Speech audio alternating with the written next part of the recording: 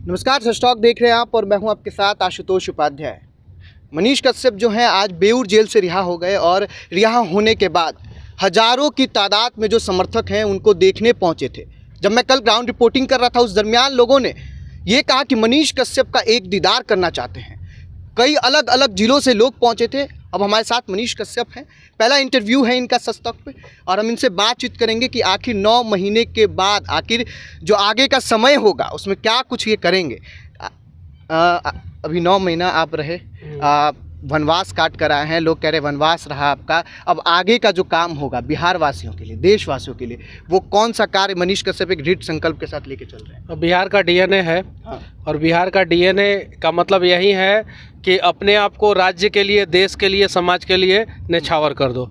और हम लोग जो है अपना राज्य का काम और देश का काम लगातार करते रहेंगे। पहले भी करता था और आगे भी करता रहूँगा। हमेशा लोग ये सोचते थे कि मनीष कश्यप को जब तमिलनाडु लेके जाया गया तो तमिलनाडु में क्या कुछ हुआ वहाँ पर, क्योंकि मनीष कश्यप आप लोगों को कुछ दिनों के बाद देखने को मिल जाएगा। 1-2 साल इंतजार कीजिए, सब चीज़ जो है वेब सीरीज के माध्यम से देखने को मिल जाएगा। देखिए, बड़ी बात है, वेब सीरीज़ के माध्यम से आप सबों को देखने को मिलेगा। लेकिन एक प्रश्न आपसे रहेगा कि लोग ये भी पूछ रहे कि क्या मनीष कश्यप अब फिर से पत्रकारिता करेंगे, फिर से माइक उठाएंगे? माइक कभी नहीं छोड़ूंगा। ये हाथ में इतना ताकत है कि ये माइक को कभी नहीं छोड़ेगा, माइक उठाया रहेगा। तो माइक को मैं नहीं छोड़ने वाला हूँ। अलग अलग जब जगहों पे हम जा रहे हैं तो लोगों का कहना है कि मनीष कश्यप बिहार के मुख्यमंत्री बनने चाहिए। उनका कहना है कि मनीष कश्यप को हम देखना चाहते हैं उस जगह पे जहाँ से बिहार का बदलाव हो सके। क्या कहिएगा इसके बारे में? मैं उन सब चीज़ों के बारे में नहीं सोचा हूँ और अभी सोचता भी नहीं हूँ। मैं जो करता था वो जेल से निकलने के बाद वो काम कंटिन्यूअस करता रहूँगा। अभी आप तुरंत जेल से रिहा होने के बाद दशरथ मांझी के गांव पे पहुंच रहे हैं, अपने घर न जाके वहां जा रहे हैं, आखिर क्या कारण है? उस मिट्टी को चूमूंगा जिस मिट्टी ने दशरथ मांझी जैसे लाल को पैदा किया था। और उन्होंने जो है 20 साल में उनके गांव के लोग, समाज के लोग, राज्य का नेता, सिस्टम किसी ने साथ नहीं दिया और 20 साल में अकेले दम पे छेनी हथौड़ी लेकर जो है उस पहाड़ को तोड़ दिए। तो हम लोगों को उनसे बहुत कुछ सीखने को मिलता है कि जीवन में कितनी भी बाधाएं आ जाए आप उससे घबराओ मत, बस छेनी हथौड़ी लेकर भीड़ जाओ, चाहे कितना भी बड़ा समस्या रूपी पहाड़ जीवन में क्यों ना खड़ा हो जाए, एक ना एक दिन वो समस्या रूपी पहाड़ जरूर टूट जाएगा। इसलिए मैं जेल से निकलने के बाद सबसे पहले मैं उस भूमि को नमन करना चाहता हूँ, चूमना चाहता हूँ जिस भूमि ने दशरथ मांझी को जन्म दिया।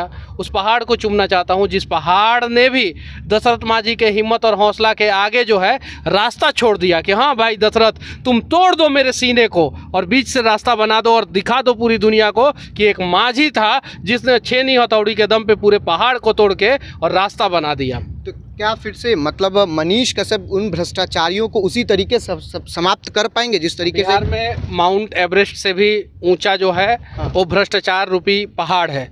उस पहाड़ को तो तोड़ना है और उसके लिए मैं लगातार प्रयास करता रहूँगा। और मुझे उम्मीद है कि जितने भी बिहार के लोग हैं वो सभी लोग प्रयास करते रहेंगे और सभी लोग मिलके जो है ना बिहार में जो भ्रष्टाचार रूपी पहाड़ है उसको तोड़ देंगे।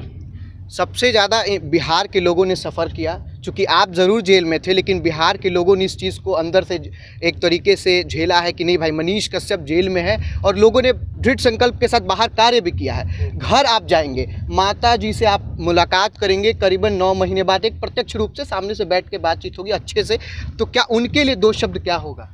बस इतना बात जानिए कि दुनिया में माँ के जैसा कोई नहीं, बस इससे ज़्यादा मैं कुछ नहीं कहूँगा। अगर मेरी माँ नहीं होती तो आज मैं जेल से बाहर नहीं होता, आज मैं इस मुकाम पे नहीं होता। तो मेरी माँ जो है वो पढ़ी लिखी नहीं है, अनपढ़ इसलिए नहीं कह सकते हैं कि अगर कोई घर को भी चला रहा है तो वो बहुत काबिल है। लेकिन सरकार का जो लेखा जोखा होता है जिसमें कहा जाता है कि इस आदमी को ही पढ़ा लिखा कहा जाएगा, तो उस हिसाब से देखा जाए तो मेरी माँ पढ़ी लिखी नहीं है। लेकिन उन्होंने जो मेरे लिए किया है, मुझे पढ़ाया, मुझे इंजीनियरिंग कराया और आज मैं जो भी हूँ माँ के वजह से हूँ। बस एक अंतिम प्रश्न, एक टीवी इंटरव्यू के दौरान आपने बताया कि आपकी नानी को कैंसर हो रखा है और आप ही उनका इलाज जो है वो एम्स में करवा रहे थे, और आईजीएमएस में दर दर भटकने के बाद, तो क्या लगता है अब आप 9 महीने बाद जा रहे हैं, कुछ इसके बारे में? बस बिहार के लोग देखें कि बिहार का स्वास्थ्य व्यवस्था कैसा है कैसा नहीं है, वो सब लोगों को दिख ही रहा है। बस उसको बदलने के लिए सबको प्रयास करना होगा। मेरी नानी का तो जो है तबीयत ख़राब था, एम्स में इलाज चल रहा था, मैं जेल चला गया, उसके बाद से इलाज भी बंद हो गया उनका। और फिर मैं निकला हूँ, मैं इलाज कराऊँगा उनका। देखिए, अभी हमारे साथ मनीष कश्यप जी थे, जो कि अभी आज बेऊर जेल से रिहा हुए और अब कुछ ही दिनों के बाद से एक तरीके से आप कह सकते हैं कि पूरे बिहार वासियों के बीच में उसी गरज के साथ माइक उठाकर रिपोर्टिंग करते हुए उस अंदाज में आप देख सकेंगे। फिलहाल आपकी क्या राय है, कमेंट बॉक्स में लिख के ज़रूर बताइएगा। आप देखते थे सच टॉक, मैं आपके साथ आशुतोष। धन्यवाद।